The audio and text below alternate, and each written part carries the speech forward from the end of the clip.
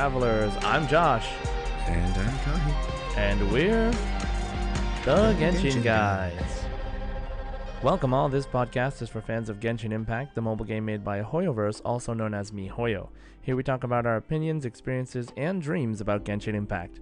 If you like our show, don't forget to subscribe on Apple Music, Spotify, or wherever you're listening to the podcast. So, before we get started, real quick, Kahi, how are you feeling today? Doing alright, just had lunch, so I'm not gonna have food on my mind throughout this podcast. So ready to spend all my focus on a few topics today. Shouldn't be too long of an episode because there's a couple things we want to save for our next episode, and otherwise, I'm doing alright. How about you, Josh? Doing okay? Yes, I didn't eat before this, which is my mistake. Now I'm thinking about food. But I mean, I'm good. I'm really excited to talk about our topics today, so we will get to it. So with that being said, let's talk about today's topics, which is, as always, our weeks in Genshin news. And today we're going to be mostly talking about Dehya, right? Impressions of Dehya, what we've been hearing in the community. We're going to talk about Dehya, and in regards to that, we're also going to be talking a little bit about influencer advice and how people say like which characters you should use, and the advice that's given out by content creators, which we've touched on in this podcast before, but we're going to bring it back up because the community has been so vocal about a lot of things that are happening in the game right now. So we'll talk about that, and then we will of course talk about our community discussion question, which we asked last week, and there are a lot of responses. So should be a fun episode today. And yeah, I think we should get started. You ready, Kahi? Ready when you are. Okay, so let's get started with our weeks in Genshin. Okay, so Kahi, how was your week in Genshin this week? Well, the character that we've all been waiting for is finally here, and I told you how my polls went. Right? Remind me? Up until a certain point. Oh wait, yes, I remember. I remember, and I hate you for it. But go ahead and tell everybody else. Yes. Okay. So I got Dehya. Dehya. Either way sounds good, but like Dehya. So I got Dehya within 40 pulls because I was already near Pity, and then I'm like, you know what? I have enough wishes. Let me try for her weapon, and I got her weapon within 30 wishes. Dude, I hate you so and much. I still have wishes left over. I hate you so much. No, it gets better. Oh God, I didn't hear about this. Okay, so remember how when they did this update, they gave you like retroactively like 20 wish 20 for every wishes, Archon yeah. quest. Yeah, so I redeemed those, and I decided, you know what? Because of all the hate Dehya's been getting, I'm gonna roll on her banner again, and I got her Constellation 1. All right. I think we can end the podcast here. God. So. Yeah. All right, bye everyone. So yeah, thank you all for listening. No. Yeah, we'll see you again next week when we talk about story. No. No. So yeah, I have C1 Dehya and I have her weapon. And of course this is kind of like the icing on the cake. So I got all of the star glitter and all of the other like extra currencies, and I turned them all in to get actual wishes stocked back up. I am very close to like where I started. So it's like, all right, moving on. Like all right, moving on. What else wishes. did you do this week, Kahi? Oh my God, what else did you do, Kahi? Besides leveling. besides freaking get the grace of the gacha gods. Yeah, I'm having that time of my life. So I got the Dehya's ult or her burst to, I think.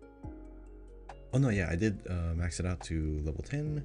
So I crowned it. I have her skill at level 9 and her basic attacks to level 8. So what I'm gonna do is just kind of switch around some teams right now. I kind of settled on this one team, but I'll save it for the impressions. But basically, I've been devoting everything to leveling her up, and she's at a really good spot right now. So Great. I know we're gonna talk about the story next week because it's been less than a week since the story is out, so no spoilers just yet. So there's a lot of events happening right now, so we'll save most of that for when everyone gets a chance to actually play. So what about you, Josh? How's your week How's your week in Genshin been? Well, it's been interesting. Before the update came out, I started an EU account. And I did that on stream, and it was really fun because no. a lot of, well, okay. So here's the thing, right? Like, yes, I don't have time to like properly dedicate to leveling that account up right now, but we have a lot of listeners from EU, and so I want to be able to do like co-op stuff, like tour their tea houses and teapots and stuff. So I'm gonna get my EU account to like a decent place to where I can like co-op and everything. I think I still can't co-op. I'm only like AR 12 or something, but yeah, it's great. I have that, so it's really cool because everybody who was there watching was like in EU at the time, and everyone's so willing to help. It's really great. So yeah, so I really appreciate it. And so in also other news, I've been leveling up my NA account as much as possible so we can play together, and also so I can, do co-op and stuff with people in Americas, because not that many people listen that are using the Asia account, which is where my main account is. Now, I got Dehya on my Americas account. So I've been leveling her, but like I'm still AR 43, and I don't have access to like 5-star artifacts. I have a very little resources to do anything, and I'm still not caught up on main story yet, so I couldn't even do her story quest if I wanted to. I mean, I could do it on my Asia account, which is where my story is current. I did the story quest this week, all that stuff. But right now I'm trying to really work on leveling up my Americas account so I can start experimenting with different things. But basically, I'm a Dehya main on my Americas account because she is my highest level character, and I'm planning to put all my resources into her because she's really fun to play. And so that's kind of what I've been doing, is just trying to get all that done, trying to get some artifacts, trying to get some leveled, trying to continue story. So I've been doing a lot of Genshin in NA account. But yeah, I've been having a lot of fun. Super great. The Discord has been super active. So if you haven't already joined our Discord, the link is in the description. We have people joining like every day, maybe 1 or 2 people, steadily, sometimes more. And we have a lot of fun channels where we talk about like really fun things, which I want to talk about more, but I think we'll talk about it more in the Discord and in the live stream. So we also talk about things other than Genshin too, so if you're interested in things like anime or Destiny, which Kahi plays, we talk about that on the Discord as well. So if you haven't already joined, come ahead and join us. I spend a lot of my time there talking with everybody. So yeah, we have like memes and discussions and stuff, so feel free to join if you haven't already. So yeah, so that's my week in Genshin. Now let's head on over to Genshin news. Okay, so in Genshin news, first of all, birthdays. We had Bennett's birthday on February 27th, as well as Chi-Chi's birthday on March 2nd. So, Chi-Chi's birthday, she's a zombie. Does she have like a death day too? Like, how does that work? Okay, if her death was the same day as her birth, then it's technically just a birthday. But what are the chances of that, right? Anyway, I'm sure we'll learn more about Chi-Chi in the future. I mean, we have like Baiju coming out, right? So, and we know that they're close, so assumably we will learn more about Chi-Chi as we learn more about Baiju. So I'm excited for that. And then we have a Hoyoverse posted an update on Twitter that they updated the HoYoLab app and website with some extra tools. So they updated the character progression calculator and the lineup for Spiral Abyss viewer thing for with Mika and Dehya, and then they also added a place where you can upload your TCG decks with like a QR code. So if you're interested in that, like there's like a card plaza where you can upload your TCG decks and get other people's decks if you have the right cards and stuff. So it's pretty great. It's pretty cool update if you're super into TCG. So I recommend checking that out on the HoYoLab website and or app. And also the Windbloom event started. So if you haven't done it before, one of the things that's featured is like a rhythm game. And in that rhythm game, you can actually like create custom note paths and song things for the music in game. And they actually uploaded a thing called the Ballads of Breeze platform, where you can share your custom songs, basically. So if you're into music games and stuff, check that out. There's a lot of cool videos on HoYoLab, and it's really cool. It's really, it's temporary, but like it's also like you can also play music whenever you want, but it's only temporary to be able to do this like in a music game style the way that they have. So I definitely recommend checking out if you're into custom songs.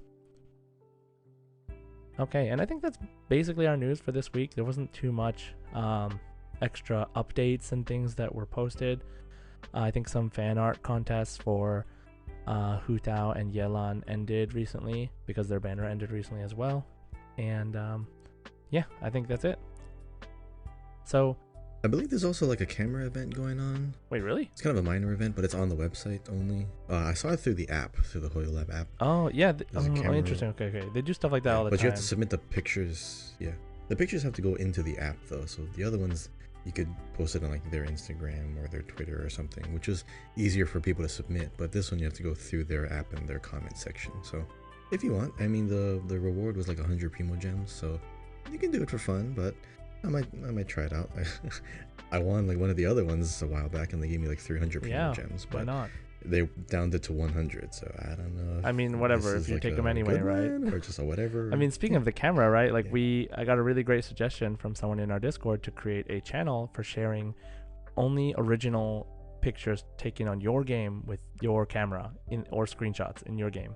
And it's been doing really well. I think people are sharing their pictures. I know Kahi, you've shared a bunch.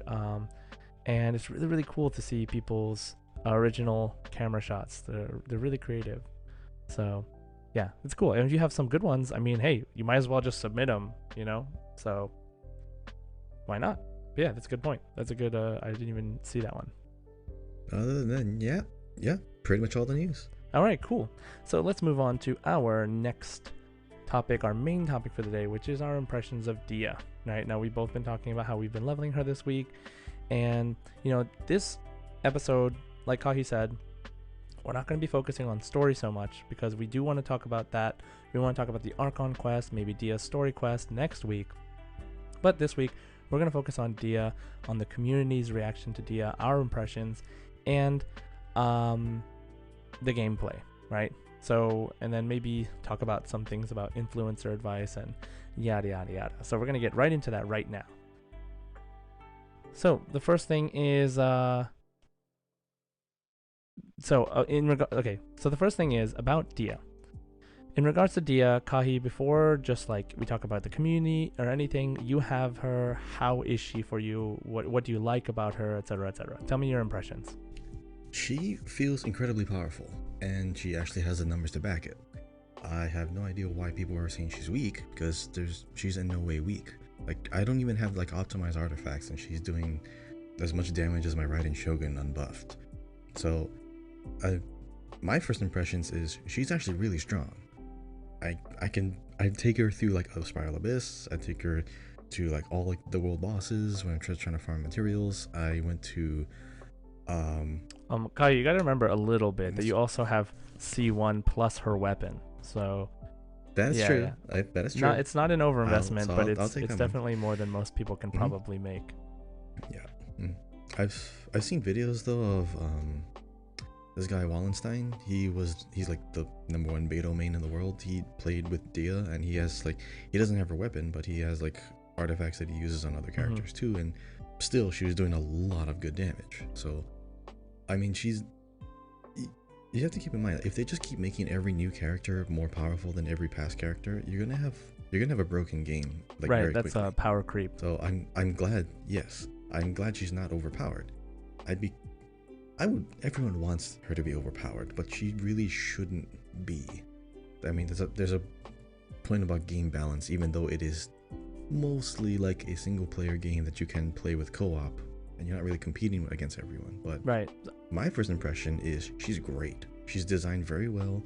Can she be improved? Of course, every character can be improved. But where she shines very well is, of course, she is a good support for like damage mitigation, and as well as doing really good bursts. And I said this like an episode or two ago. Her kit is literally Bennett and Raiden Shogun in one character. Yeah, if you add those two like multiplicatively, it's gonna be really super overpowered. But yeah, they kind of tone down each aspect of those characters. How is she like Bennett? So she's like Bennett. She leaves a pyro field that lets the character, any character in it, take less damage. So it's not like healing, but they're taking less. And then the field, whoever's in it, also when they attack, she sends out like a coordinated pyro AoE damage blast, which is kind of like Raiden Shogun. Raiden Shogun doesn't do AoE; it's just like one slash. So okay. Oh yeah, I forgot. I forgot you don't have. She's like the best of two characters. You don't have Albedo. She's still closer to Albedo, I think, in that aspect. Like, because Raiden's ability can attack from anywhere, but for Albedo, you have to be in the circle, and so that's kind of why that's a key difference, I think, there. But yeah. But like from like a visual standpoint. But yeah, you're right. I think you mentioned that last episode too. So yeah, because I don't have Albedo. Yeah, no, I mean, Raiden's just better than that. Like Raiden can. Overall, yeah. Okay, so. So for me, then. So I've been using her on my North America account, which is like where most of my characters are pretty underleveled, and I'm not gonna lie, I don't have her weapon, I don't have C1, and her talents are all at 6, and she's level 70, and a lot of the enemies I'm fighting are like anywhere from level 64 to level 80, and I have tried to like build. I have Mona, I have Bennett. I tried to like do a couple of different things with her, but it is definitely hard with my situation in the North America account to kill enemies with her. So like, but I can do it. Like I can definitely do it, but it definitely takes more work, and because she's my highest level character on my team, it's like I try to use her for like auto attacks too, for like normal attacks too. And my account is broken. Like my account is not at like the level where I like my Asia account. If this was my Asia account, it'd be totally different. I would give you a whole different impression because I could try stuff, but on my NA account I can't. So it's kind of like my perspective is like, imagine a new player who is like still making their way through the game. Like, I'm in Inazuma in the story right now, and I don't like, let's pretend like I don't quite know how to level everybody yet. I don't have a good artifacts. I'm AR 43. I have Dehya, and she doesn't really help. Like, she doesn't really help me progress the game any faster. I enjoy using her, but because I know how to play the game, I have to like work around her kit to do stuff with her. Now, I don't have Zhongli, so one thing that I did notice that's really cool, and we were talking about this in the Discord earlier today, was that when you do her skill, it gives you immunity to knockback for 9 seconds. And Dehya takes and mitigates some of that damage and takes it on herself and takes it over time while she's in the back of your party if she's not the one on the field.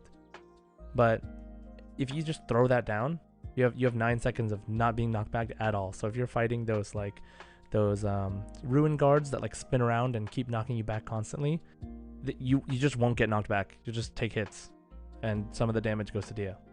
So like it's really useful to like not be knocked around all the time against certain enemies. Coming from like a low level account sort of perspective. And but I really enjoy her. Like I enjoy I've been thinking about it, and I've been talking about it with some people, but I think Dehya is my favorite character aesthetically in the whole game. Like 100%. The next character that I always talk about, this like my main character, my favorite character, is Yoimiya. And for me, I think Yoimiya is still like the complete package. Like I love everything about Yoimiya. Like I like her personality and all this stuff. But and I love Dehya too. But Dehya's like look for me is like one of the coolest. Like this like mercenary. She's like tan skin. Like I love everything about it. Like I have tan skin, so it's kind of nice. It's very sharp. Yeah, so she's cool, and she's really cool. And so I really plan on playing her a lot in the future. And I definitely, despite like knowing what I know about the game, I think she's cool enough and she makes enough sense that she's easy to pick up, even if you don't know how to like properly play Spiral Abyss to optimizing your team's capabilities. I think anybody can pick up Dehya and be like, oh, she's cool. Oh, her ultimate punches people? Great. You know what I mean? Like, it's pretty easy like to understand what she does. But a lot of the conversation in the community comes from how optimal she is in certain teams, and usually for Spiral Abyss. So, so those are our first impressions. What's your team? I mean, what?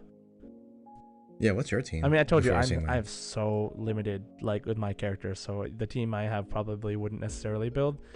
But I'm trying to build my team as Dehya, Bennett, Mona, and Sucrose. Like to use like Benedictine Fenrir to shred the pyro resistance. Oh, you're buffing everything. Yeah, I have to because she's my Yeah. strongest character. So if I don't do it that way, if I don't give her like the capacity to vaporize, if I don't buff her with Bennett's burst, and I don't shred the resistance of the enemy for pyro with Viridescent Fenrir with Sucrose, then I can't kill a lot of enemies at my level. So like I said, it's kind of just how it is right now, but that's my perspective on this situation right now is kind of unique because I'm using her on my not main account. I tried to get her on my Asia account, didn't get her. Oh, speaking of roles, I forgot to mention this in my week in Genshin, but like you were talking about how lucky you got with her. I got the exact opposite. I I almost hit No. hard pity. I got like 80 plus wishes, and then I got Kaching on my North America account. First time I got Kaching, so it's not so bad, but I also didn't want her right now at this moment because I don't have resources. And then I rolled like another 50, and then I got Dehya. And then I tried to roll for her weapon, and pretty soon in like 30 pulls in, I got a 5-star, but it was freaking Aquila Favonia. Like it was stupid Oh, well, at least you physical got something for damage your sword. You know what I mean? Like Oh wait, okay. yeah, not Oh, the that's for Jean. Skyrider sword. Yeah, it's for like Sorry. it could be for Jean, yeah, but I don't even have Jean, so like whatever, right? So yeah, so anyway, I got super unlucky. I'm still trying to get her weapon because I really want her to be.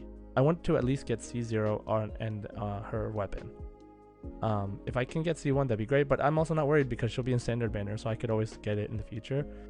But for now, while the banner's up, I want the weapon. So I'm working on that. Totally different thing. Anyway. So, okay. So now that we have our impressions, let's talk a little bit about the community.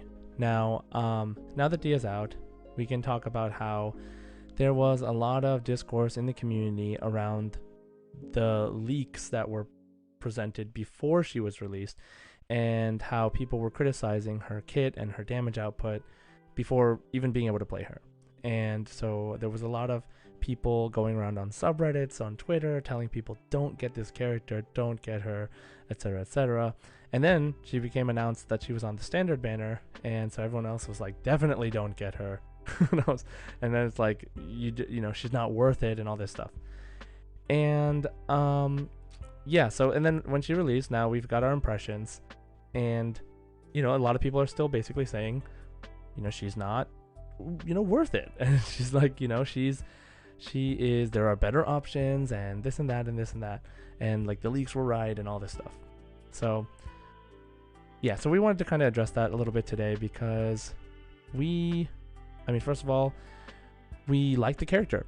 we love her design and stuff, and if someone told me like, If it wasn't so blaringly obvious. yeah, like we do, and I think that if you like the character, if you even just like the way she looks, like that's enough of a decision to warrant like rolling for her. You know what I mean? Like even if you're a free to play player who's like trying to, you know, save your gems or whatever, if the whole point is like, if you see a character that you really like, then you should get them. And then the way the game works itself is there's so many combinations you can have that could work for you, that just because she's not the most flexible character compared to other characters like Bennett, then it doesn't mean that you shouldn't get them, right? So that's what we believe, and we believe that you should be able to do what you want. so yeah, so we talked about that.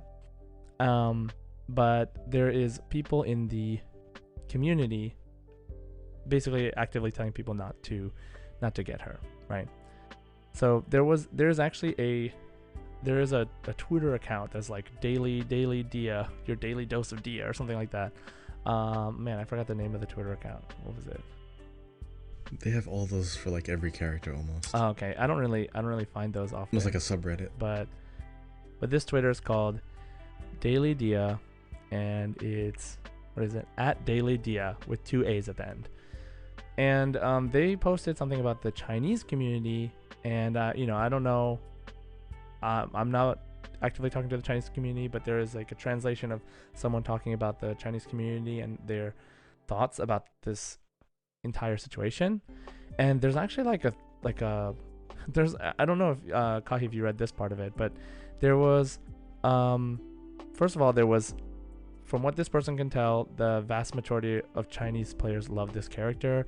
The character's popularity is high. Her brown skin is attractive. Like, there's so many things. There's so many things that people like about this character, first of all. And then the other one is that there are like conspiracy theories around like whether or not people involved in creating the character, because she's a girl, or because this, or because of some other reason or another, some politics involved reason, that they are purposely making a character like Dehya weak. And I think that's like not really something we can comment on, but it is something to like just be aware of, that the people making these characters are people. So sometimes their personal views can possibly affect the way a character is developed. And whether or not someone can catch that, or whether or not they always catch that, is hard to say. So the Chinese community was also commenting on something that I also want to bring up, which is when we look at people like Kokomi or Yaimiko or even Kuki, because we made an episode that Kahi really wanted to do a long time ago, because Kahi loves Kuki's design, but everyone was like, Kuki's terrible. Of course. Yeah. So she's balanced, very well balanced. Yeah. But people wanted her to be overpowered, exactly like this character we have now today. So a lot of people, they only look for, can they do big number? If no, then they're no. horrible. I don't think that was the case with Kuki either. It was, what it was is, does this character's kit make sense, right?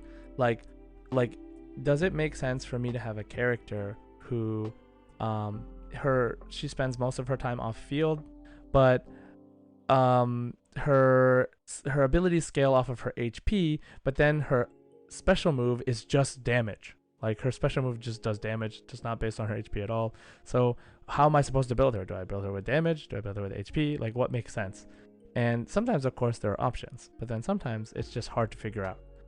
And now with Dehya, it's kind of like, when do I use her? Right? Because she has her knockback immunity thing, and she has her taking damage over time thing, and she's the first character that is essentially an actual tank that doesn't use a shield. And people are kind of having trouble wrapping their heads around what situation to use her in. And when you pair her with the other existing characters with the existing mechanics, and you go to somewhere like Spiral Abyss, they can't find a way to make it work for them, right? And that's like considering all of the characters and all of the mechanics of the game.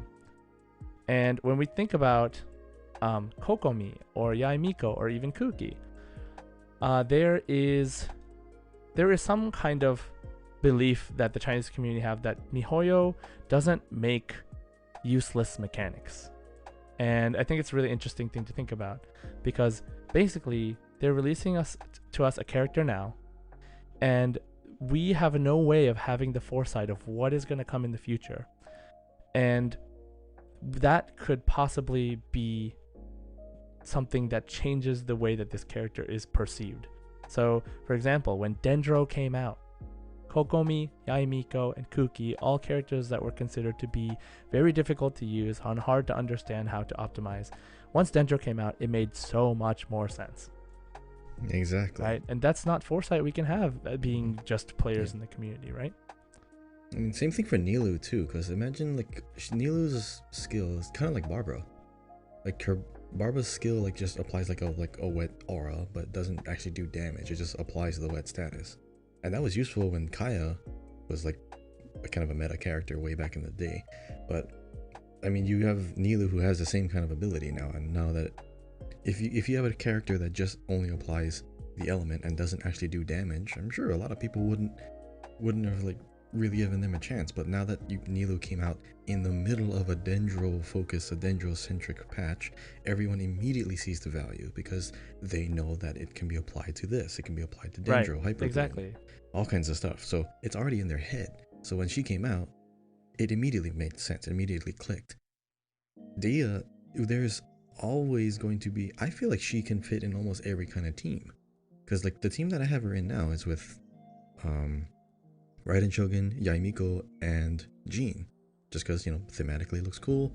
You get a lot more energy recharge, and when when Dia's burst is done, I go right into Raiden Shogun, use her burst. When her burst is done, I go right into right back to Dia and just go back and forth, back and forth. So I always have an elemental burst up, and I still have like Yaimiko, which is always applying, you know, the element, which is always triggering overloads, and just all these explosions are great. It reminds me of Klee, because when this whole patch, when Sumeru first came out, my team was actually Klee, Kuki, Mona, and Kale, because you got it for free, and that's been like really useful for like the entirety of the story. So yeah, to your point too, like people tend to have a little bit of like short-sightedness when they see a character and they instantly react, because they're looking at, okay, how does she fit in now, which makes sense. Like, you want to know, like, can I use her in my current teams? Do I have to build around her? How do I build her? Well, not a lot of people can see the planning phase, because of course it takes a while for Hoyoverse to actually develop these characters, and they're developing Fontaine as we speak. So they obviously know something in the background that will make Dia make more sense eventually, but a lot of people just want the instant gratification. So I understand that part, but Dia is not a bad character. It's just very hard to find her place in this big puzzle, and I found a really good team with her, and she's great. So not a lot of people have the time to do this, build crafting and have all these spare artifacts that are lying around just to see if she can do good damage. So yeah, I settled on some pretty good teams. I'm just disappointed that she can't be on a team with Beto. That was the only thing that I wanted to do. Yeah, like the no normal attacks thing. Yeah, I was thinking to put it with Xingqiu too, but I feel like we need less characters that work with Xingqiu, because he works with everybody. So well, Bennett's still like an S tier character. Yep, it's true. 3 years. Yeah, I hope he gets a costume soon so I can enjoy using him more. Basically, we don't have the foresight. We don't have the full picture as to like why this character is coming out. I don't think there's many characters in the game that are deemed useless. So, and a lot of people are using that word when it comes to Dia, and as people who like the character, that's like really disappointing. And speaking of Kokomi and Nilu, those two characters came out and people were like, what do we do with them? I remember everyone's like, oh man, when Kokomi was coming out, she has 0% crit rate, or like negative 100% crit rate, or something like that. And like, people didn't know what to do with her in general. And so like, literally one patch later, new artifacts came out that made sense with her. Same with Nilu. So we might see an artifact update balance in the future that makes Dia more viable, right? We don't know. We might see new mechanics in the future that make her more viable too.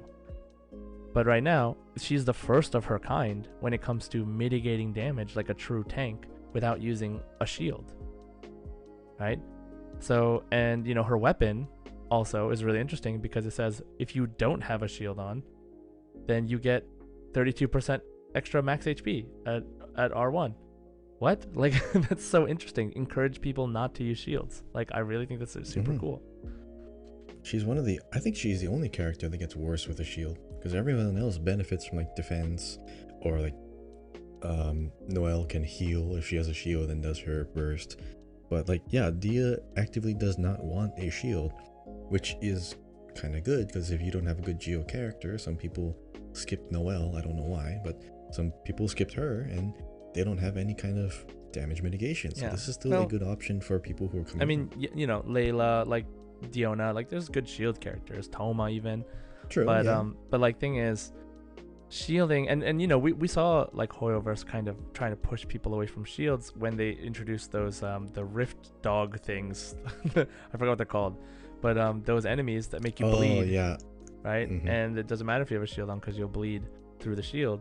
So, which made healing more important. Now, how this is going to affect us, we don't know, but we still don't have the full picture, and I have full confidence that we're going to come back to this conversation in maximum 6 months, probably less, and we're going to be like, oh, this character makes so much more sense now. Before we move on, there was a clip I saw where people got the what is it? It's like, what is that set called? It's called the clamshell. Yeah, the set, Ocean Eye or like Q clam thing. Yeah. That's one. Yeah, they put it on Dehya because she auto heals. She auto triggers a healing on herself when she gets low health. Oh, that's funny. So that auto healing feeds that clamshell bubble, and so she can literally stand still, tank damage, do damage, and never die. Like they had to speed it up like 15 times, but they went to like that fungus chicken in Sumeru and literally stood still. Oh, I saw this video. Yeah. She literally just stood still and did nothing. AFK battle, yeah. That is great. Yeah, so like creative stuff like that too, super fun, very interesting, right? Like we can see fun stuff like that popping up as more armor sets come out, as more like artifacts come out, as more mechanics get introduced. So yeah, I mean, yeah, that's the set that came out with after Kokomi, when everyone's like, oh, oh, this is how you use this character. But yeah, so anyway, so that's like our impressions. Now, let's talk about the community for a second. And people are saying that you shouldn't use this character, right? Some people say, I don't suggest you use this character if you're trying to be optimal with your primo gems and you want characters that can make you pass Spiral Abyss better or whatever, right? As far as we go here on the Genshin Guys podcast, we'll never force you to, we'll never ostracize you. We'll never make fun of you for playing the way you want to play. And like I always like joke with Kahi, because Kahi loves to play and make teams aesthetically, like sometimes not caring at all about what their abilities do. And nope. And I think that's great, and I think that's why it's great to have a podcast with different opinions about certain topics, because we can talk about it and be more open to the idea of how everyone plays the game, because we're all here because we love the game, and I think you should enjoy it. Like someone should not be able to tell you how to enjoy it. So I mean that's just what I believe. So, and I think that we believe that here. So I think going forward, like it's, I know like on YouTube and the algorithm and engagement, it's more clickbaity to make a really like inflammatory remark as your title of a video, right? So people will click it to hate watch it. I understand that, and these are people's lives they're talking about. That's their living, that's their job. Like I get it, but it's still very off-putting. Like I still don't like saying skip or bad character or low. No, you shouldn't pull this. Like no, or the leaks were right. Oh my god, I hate that one so much. Yeah, how about, okay, now here we have a character. Let's see how we can make her work. Let's see what kind of team she could be good in. I don't really see that all that much. It's just brutally honest review, and we all know it's gonna be a bad review, exactly. Because brutally honest means bad. So I clicked one of those too. I clicked like brutally honest review of Dehya, and the first thing the guy said was the leaks were right, and I was like, what the? Are you serious? Yeah. I mean, I knew from the very beginning this is a character I wanted. I didn't care if she was bad either. Same. I was gonna find a way to make her work. I have a team where she works beautifully and it's fun. I have an explosion team. Like I didn't realize how fun like the overload. Yeah, overloaded is a very underrated like elemental reaction, because it's in the same line as a lot of other like elemental reactions, and it has the highest percentage of additional damage when you have mastery on. So if you want to make like an elemental mastery Dehya, that's totally fine. I mean, nothing in her kit says she benefits from mastery, but hey, go ahead, watch some big explosions, watch some fireworks. Yeah, do whatever you want. Go crazy. Do what you want. It's yours. It's your game. Yeah. So last point on this topic that I just want to make is that, a couple points actually. One is that everyone's free to play however they want. Right? Two is to remember that most of the conversations about whether a character is good / meta or not typically revolves around Spiral Abyss and how well that they can fight those super high level enemies and difficult enemies in Spiral Abyss. So if you don't play Spiral Abyss, then most of these conversations don't even apply to you, is what I believe. The third thing is that characters can change and improve their objective usefulness through the addition of new artifacts, new weapons, character skills, or just balance updates. I remember when Zhongli came out, like everyone was talking about how bad he was. Like I remember that. And then Hoyoverse buffed Geo as an element and Geo resonance, and then all of a sudden all Geo characters were looked at in a totally different way. You know what I mean? We don't know what's going to happen in the future. We've talked about them possibly adding elemental reactions, augmenting elemental reactions with characters like Nilu, and really changing the way you play the game. So, you know, I understand that people want to say, like, in this current version of the game, this character is bad, but I think that it's done in a lot of times in bad taste. When, like you said, like when they say like skip her or do this or whatever, like, you know, it has a really negative connotation to the whole thing, which is you know, not so fun in the community sometimes, negative stuff. Now, the last thing is that I want to mention, and this is really, really important, and I think most of the people that listen to this podcast know this, but just want to put this out there, is that it is never okay to bully or insult someone who has their own preferences that are not negatively affecting other people. Like, for example, liking or wanting to play a character in a video game, right? Now, it's one thing if you're, you know, someone has a hobby and that hobby is hurting other people, but it's another thing to be like, I want to play this character in this game, and people bully you for that. I think that is not okay. I heard people were going to the subreddit for Dehya mains, and I don't remember what happened. Like they had to shut it down, or they had to do something because people were just going in there bullying everybody on there because they like Dehya before the character came out. Again, it's just really not cool, you know, not cool behavior. We wanna like enjoy. It's a video game, right? We want to enjoy it, and sometimes the community is what separates playing the game from a good experience from a bad experience. And I have experience with this in other games where the communities are very toxic and makes it hard to enjoy the game because all you hear about is the toxic community, and when you play the game you experience those people talking to you about that. So just remember those, guys. It's a game, and we're here to enjoy it. You know, if you're listening to this podcast, I believe in you. I'm sure you enjoy the game for your own reasons, and that's okay. You know what I mean? So, hey, more power to you. You know who has a really good community? Who? Me. Us. Our Discord. And we have a lot of people who would love to share their thoughts about like our community questions and our weekly segments. And this is a great segue into that because we have a lot of people who have like really cool ideas. Because last week, our question to the community was, what new permanent game mode would you like to see in the game? A completely different game mode, genre like TCG, or something similar, or maybe you want to come up with your own little idea, something permanent to add to the game to give it some extra life in certain other areas that are maybe less frequently played. So, yeah, Josh, did you want to lead us into some of the ideas that we have? Sure.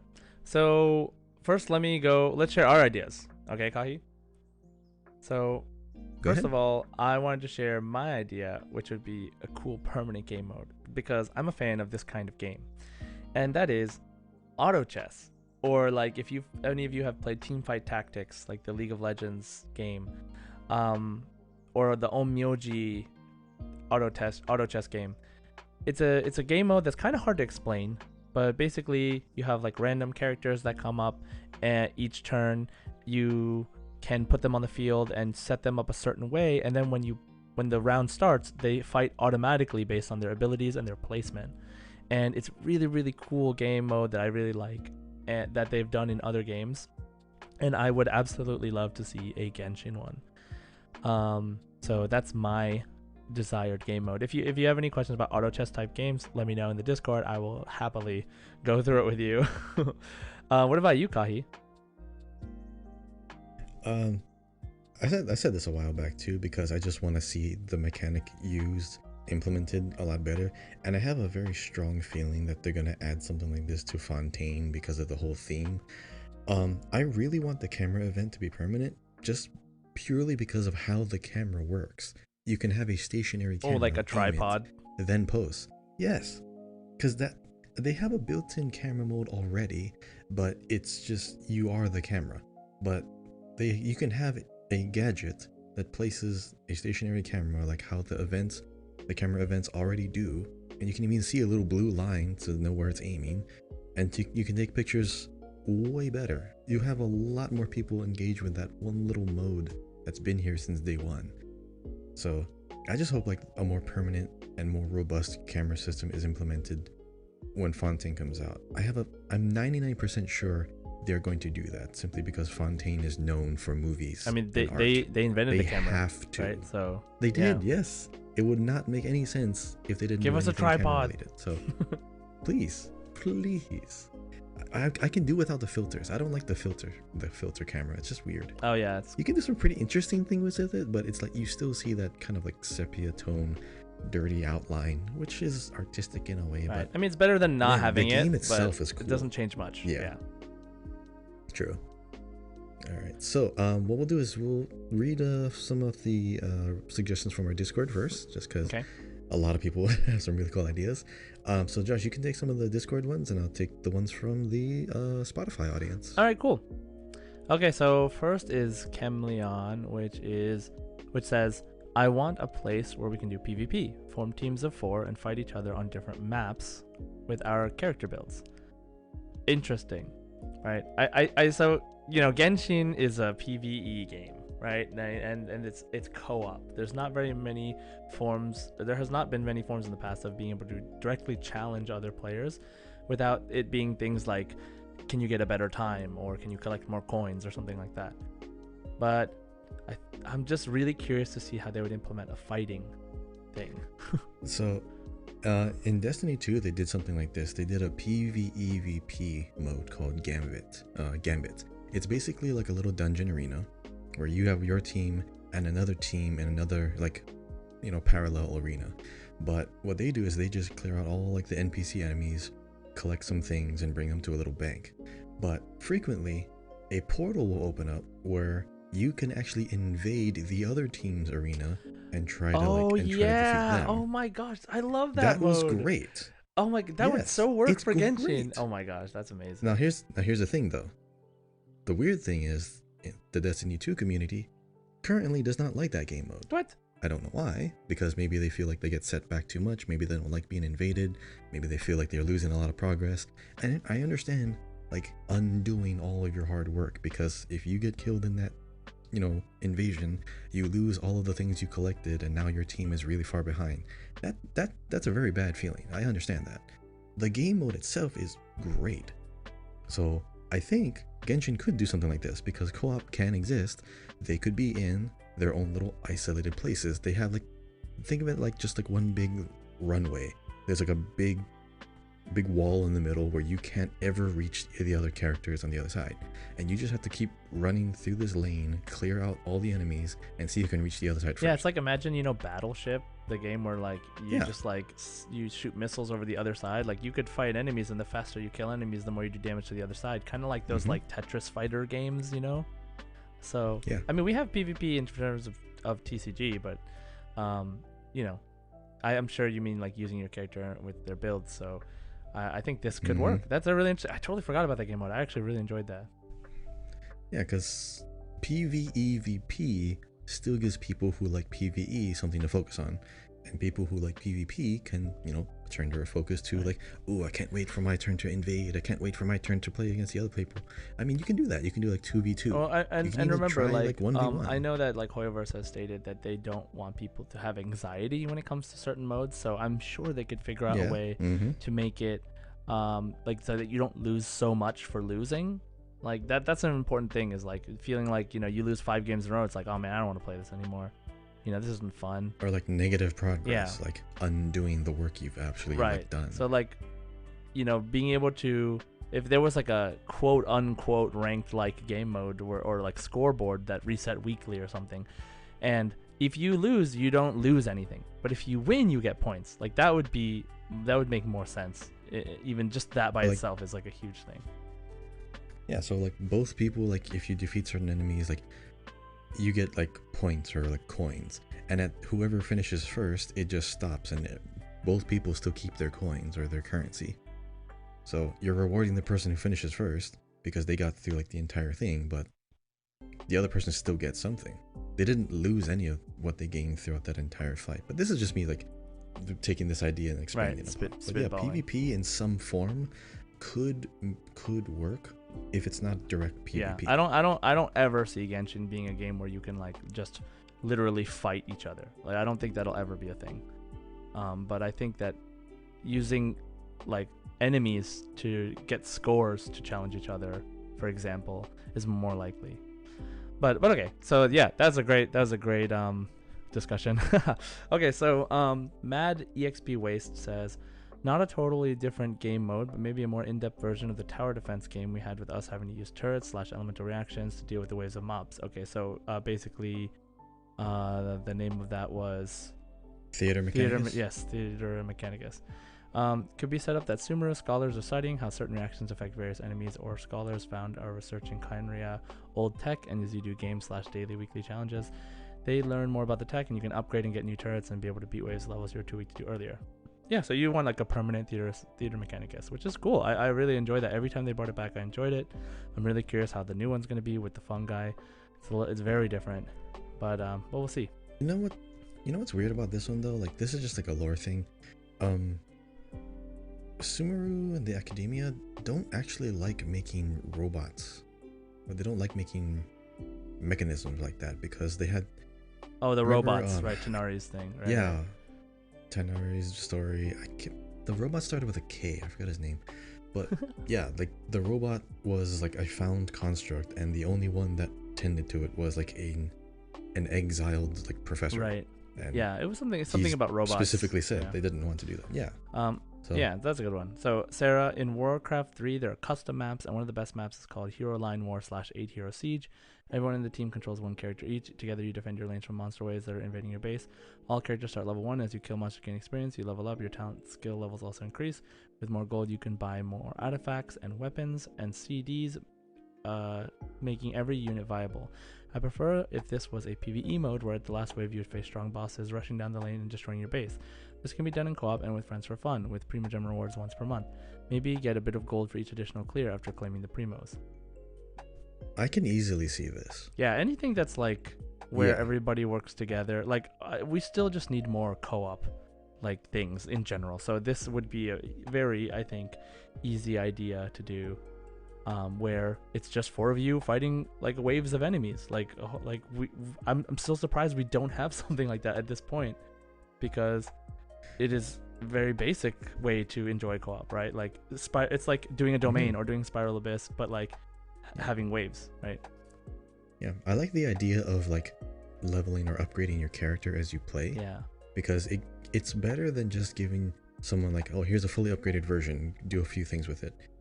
But it lets people imagine it like this: like people can actually try out a character, but like in the beginning of this game mode, they can only use their basic attacks. At a certain point, when you get like level up and you can use their skill, then you can like figure out how to use their skill and your basic attacks. Right.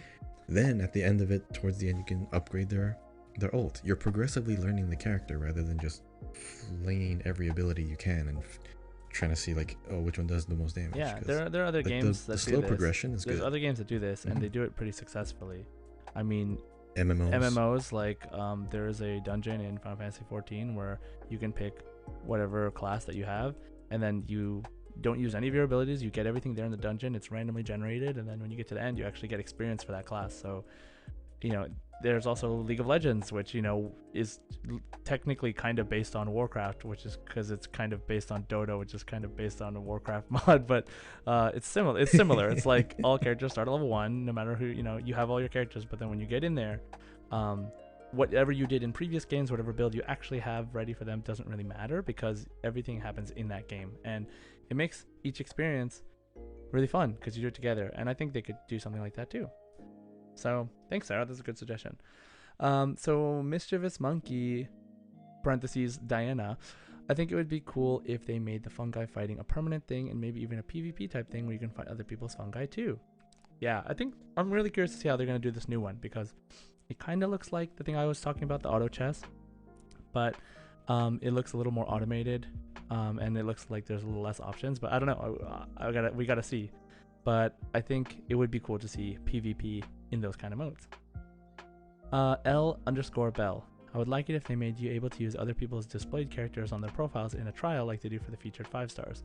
I really want this because my only 5 stars are Chi-Chi and R2 Skyward Spine, and my friend has lots of 5 stars I want to try out. Okay, so I like this is interesting because this is something you can do in Honkai, in Honkai Third Impact and in Honkai Star Rail, is when you do certain dungeons, like for example when you do a domain, you can borrow your friend's character, like, and even if you could only do that once a day, you know, it would be a really cool way for people to get excited about characters they don't have and to try to see more of the game without having to like wait for banners to come around or whatever. So I also like this, and I think it's very possible because Hoyoverse has done this a lot in other games. I'm surprised they don't do it now too, honestly.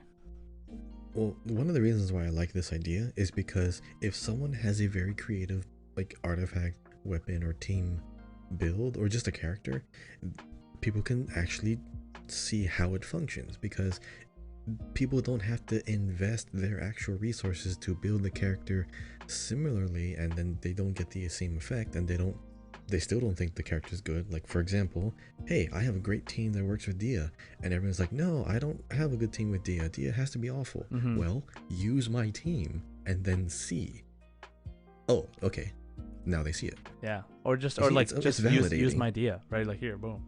Yeah, like try it out, because even these influencers, even these content creators, if someone says, hey, I have a good build, you want to try it, they can say yeah. They are literally showcasing it and say, oh, now I see it. Hey, I could see so many things. Even they can't. Like I could just see this like conversation going in so many directions. Like I remember we talked about before, like unlimited content would be just giving us a system where we can create our own domains. Like I'll make my own domain. I'll put these characters, and this is going to be the waves and the enemies in wave 1. They'll show up at this time. Like having that thing, and then being able to like put someone's character in that. Like, oh, I'm going to try out your character in this situation. Like that would be really cool.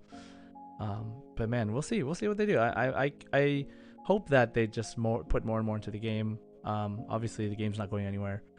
So it's going to be around for a while. So hopefully we will see some cool game modes.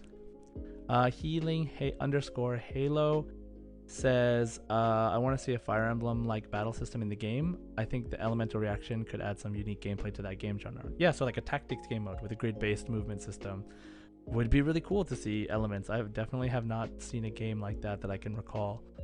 But yeah, I love it. Retro Sky. I would love a board game like mode where you can explore hidden tiles and collect resources and rewards like expeditions. Getting rewards without needing to farm a domain. I think there may have been a web event like that. Yeah, they do this for Honkai too, but I think they have done this like before for Genshin as well, but they have like a board game-esque system where you get materials for like signing in every day, you know, and rolling the dice and moving. Well, that's like the expeditions that you can do with Catherine, but they could just expand it. So instead of it being like the same points on the map, you can come back the next day and then they could move on a path on that map. So yeah, they haven't updated that system in a while. That's true. Yeah, that system could definitely be updated to be something like that. That'd be so interesting. So yeah, Retro Sky, I think they can already do that. They have a framework for it already. Yeah, like they just have a map and they can see, hey, if you want to like this reward, you have to spend like this many days to go into that path. And then if you change your mind, well, then you can still like change course, but now you have to go on and like send them on another 24-hour long expedition in that direction. So it keeps people coming back, not just for like dumping the resin and leaving it. They can kind of leave their characters on like their own little mini adventures, and yeah, more rewards can come from that. They could easily expand on that. Yeah, so I mean, I hope they do. And last from Discord is Kenguin35. I'd love to be able to run a shop in one of the regions, sort of like the minigame during the Mondstadt Wine List Fest. And maybe we can even run a restaurant and serve food to make money. Oh my god. Maid cafe. I think that would be Maid cafe. So cool. You know, it'd be really cool to do that kind of minigame, but in like your teapot. Like, you know? You can already do that, but like, just place the people in and build a table. Yeah, I mean, that's not interactive. I mean, like the interactive thing, that. like the interactive thing. Yeah, like it'd be interesting to like go into someone's like entirely made town in their teapot, and there's like you can actually interact with the people in the town. You know what I mean? Like set which character. The last live stream we did, like we were in like my little cafe. I literally had like a cafe sign right outside the door, so I know. Oh, yeah, that's yeah. where So I imagine have to if go we to could cook. go into your cafe and like talk to whatever NPC you set up, and then there's like a mini game that's like about running the shop.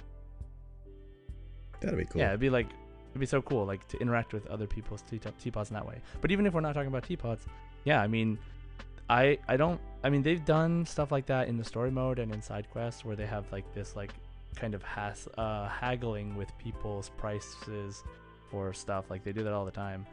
And then I think it would be really interesting to add this in sort of a permanent style, like especially if it's our own shop where we get to appoint our own people and do all this stuff. Yeah, I think that'd be really interesting. Honestly, even of all the things that we've talked about so far, I feel like for some reason that's the most likely to come next because they just love those kind of games for some reason. Like, well, I mean, if they're gonna do anything like cafe themed, Fontaine's coming out. yeah, dude, like literally no one asked or even thought about a TCG game.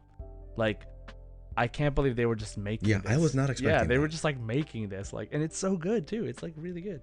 Anyway, so thanks guys for your Discord comments. If you haven't already joined our Discord, again, link is in the description. We would love to see you there to discuss these things, to answer the weekly questions, etc., etc. And now from our Spotify crew, first up we have Pimzo Walto. I would love a PvP mode. There you go. There you have it. A lot of people like being able to play in some ways against, but also at the same time with other players. So it could be a co-op where they compete, but they don't necessarily have to fight people directly. But yes, a PvP mode is beneficial because it's always going to be different. That's why they love like the hide and seek events, which is great. Next up we have someone who's literally just named Zhongli. Hello, Zhongli. Osmanthus wine. MiHoYo added I knew it. I knew you were going to say that. I'd like if MiHoYo added something like a permanent catch game where you can play with other players in co-op, like Wind Trace or something. So a permanent catch game. So I think they mean Wind Trace, like catch them, like hide and seek.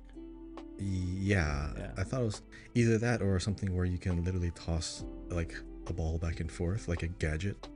I thought that too, and then he said Wind Trace. So, like, you know, like Wind Trace. Or like I guess you mean like it doesn't have to be Wind Trace per se, but it could be like, you know, the mechanic in Wind Trace that lets you catch other people by like being next to them. Like imagine we could do that in the teapot. Like I could like hey, let's go. Yeah. Oh, that'd be cool to be able to just do that in the teapot. You can't do that, right? No. Oh my gosh. I mean, there's like a mode where you can make like a starting point and an end point. Like, hey, go to here and then go to here. That's it. I see. Next up, Eli9606. The finding, catching, and fighting mushroom battles. That would, you know, I actually like that. As a permanent mode, they could, I mean, Sumeru is big enough where they could put like that same arena at different places, maybe even make it open world. Because you can get locked into like the fishing mode and just like not move or not use any other abilities other than this. They could actually do that. So again, the framework is there. They could add on to that. Next up we have the Quiet Gem. Wind Trace. See, Wind Trace is a really popular game. I love it. Yeah, Quiet Gem says Wind Trace is a super fun game that usually comes every 10 updates or something, but it's really fun. Yeah, let us do it with our friends. I agree. Next up, Amel Strange. Make the rhythm game permanent. It's simple enough where they could, and they could actually, you could play for your friends. Like if you're in co-op, you bust out like the instrument and you can play for them. I don't know if you can hear what everyone else is playing. You can, but you can. Yeah. Oh, okay. You just there's just no rhythm game like with the note mapping and stuff. The rhythm game itself. Yeah. Okay. Well, I'm glad you can like play music for your friends when they're in co-op. That's cool. Archangel, I'd like to see a tower defense game mode where hordes of Hilichurls try and take over Mondstadt or Liyue Harbor, or sea battles with the Alcor. There's so much sea in the game that's unused. I really like this idea too. Valid point. Sea battles with Alcor. You can have like sea battles. Dude, like the corkscrew. Have you ever played Assassin's Creed Black Flag or like any of the games that have the ship battling? So many good things about it. I stopped after Brotherhood. If they could make the ship battling similar to that game, it would be so cool. Like, I love the ship battling in that game. Yeah, like you make a crew. You could either be like in the little boats, like attacking, or you could stay on the main ship. No, it's like it's and just protect it Alcor, from enemies just that come on top. giant boats, not the little Mhm. boat, the big boats. Oh, but I'm saying like to have like variety. Like someone could be out, like Oh, true, swimming like around in their scout boat. boats. Someone could be like defending the main boat. Someone could be driving the boat against all the other big boats. So you have like roles. Like someone could be driving, someone could be defending, Mhm. someone could be like attacking, and someone just like on support, lookout or something. Yeah. That'd be great. I mean, you could switch it up here and there. Like your ship will benefit from having multiple attackers in the water because none of them are going to get onto the boat anyways. So, yeah, a lot of ideas that can come from this one. So yeah, I like this one, Archangel. Next up, we have Mr. James. Wind Trace, probably. I love interacting with people online. Currently pulling for Sino. Good luck. Noctomacello. I'm a huge fan of Harvest Moon franchise. Harvest Moon, A Simple Life on PlayStation 2, baby. And I think it would be cool if we could do a bit more farming in our pots. Also boat races. So a little bit of everything. Harvest Moon, did you play that? I did not. The only game I ever played like that was not. Animal Crossing, like in 2020. That I don't really simulation games much, but I could see it. I could see it being in Genshin. You have Todoroki Shoto. Todoroki. I misspelled this one. Shoto! it auto correct. Sorry. Yeah, it says Todoroki It auto photo. corrected it. It auto corrected. Todoroki photograph. Todoroki Shoto. I would like a turn-based game. And did you know that in Greek mythology, Zeus transformed the most skilled healer of the country into a snake? You can see that an ambulance is back, so by Zeus. Oh, I see. Just wanted to like Okay, that's drop a the little pretty good tidbit one. in there. Yeah, we'll see about I just wanted to drop a little sus in there. Turn-based, yeah. Well, I mean, that's Honkai. Actually, Honkai that's Star a Rail. pretty good point though. Like it. We don't. I know Baiju. We don't technically know his motives at all because he's not been talked about a lot. I mean, we don't know for sure he's a good guy. He's a doctor, so is Dottore. But I mean, he most likely is good, but we don't know for sure. So there is little room for doubt. I mean, we all know that snakes have a pretty interesting origin in this game. Next up, we have Peachy on Genshin. Art or permanent wind trace. I want to be able to draw in places in Genshin and Jigsaw with Genshin images, just chill games, or even farming like Stardew Valley, or even Slime Rancher. Love the OG game.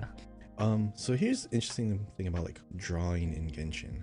I don't think you were ever able to draw in Genshin. However, in the sand, in the desert, it does leave a trail, so you can actually draw things in the sand.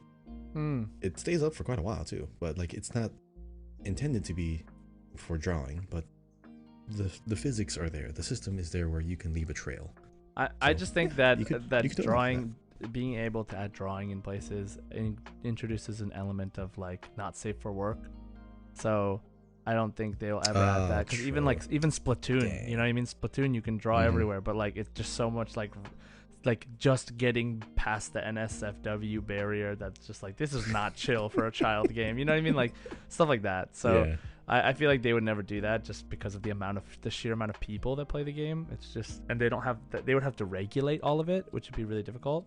Yeah. So I you know, as cool as that would be, I feel like it'd be really difficult to justify doing that.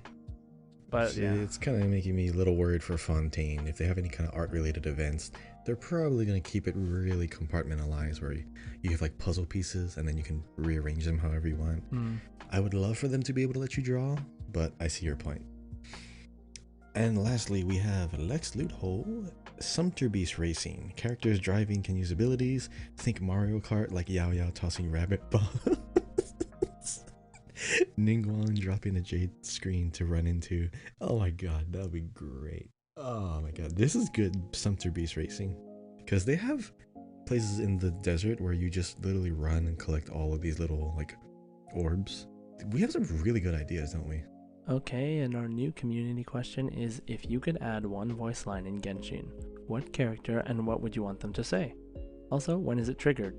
When they're hit, when they're idle, low health, burst, etc.? Let us know by entering on the Discord or replying to our Spotify, or even on Twitter. So our last segment is, one last wish, one final wish for us, for you, in this podcast. So what this is we started this with our last podcast, and every week, every podcast, we will both pick a banner and do one wish. And we will, as the wish is going, as the wish is happening, we will tell you whether it's a 3-star, 4-star, 5-star. Okay? So Kahi, when we're wishing, we're gonna be like, it's like, oh, it's 3-star, or like, oh, it's blue, or it's purple, or it's gold. You know? Okay, so we can do that. Maybe we can do the colors. And even if it's blue, let's just compare, see which one is better. Yeah, I will be very descriptive, so you can go first. Which banner are you gonna pull? All right, so I'm gonna roll. I'm still rolling for Dia's weapon, so I will roll on Dia's weapon banner. Are you ready? And go. Down. And it's blue. It's just blue. It's blue. I got the Raven Bow. All right. Yes. The Raven Bow. All right. All right, Kahi. All right. Well, let me pull for Deya's banner again. Okay. Let's see if I can get a C2. Oh God. Here we go. Wish one incoming. I see blue. Let's see if it's better than the Raven Bow. It is the Black Tassel. Oh, I mean, good for HP. It's not bad. What even is the Raven Bow? Raven Bow? I have no idea. Raven Bow I don't use blue weapons. is the increases damage against opponents affected by Hydro or Pyro by 12%. 3-star bow. So, okay, well. Good for Yelan. You know, I don't have Yelan on this account. Okay, so great. We did it. We did the wish, guys. Thank you so much. Better luck next time. Better luck next time. You know, maybe we can't all be as blessed as Kahi, so we'll just take one day at a time. Okay, so that wraps up the show for today. As always, thanks for listening. And if you have time, please leave us a comment and a review. We'd really appreciate it. Don't forget to join our Discord, which is in the link in the description. Don't forget to subscribe on Apple Podcasts, Spotify, wherever you're listening. Follow us on Twitter at GenshinGuysPod. Follow me at JSide Gaming, my Twitch, twitch.tv/JSide, and Kahi at Kahiao, Kahiayao. So, as always, Ad Astra Abyssos. Hoshi to Shienを目指せ! Enjoy!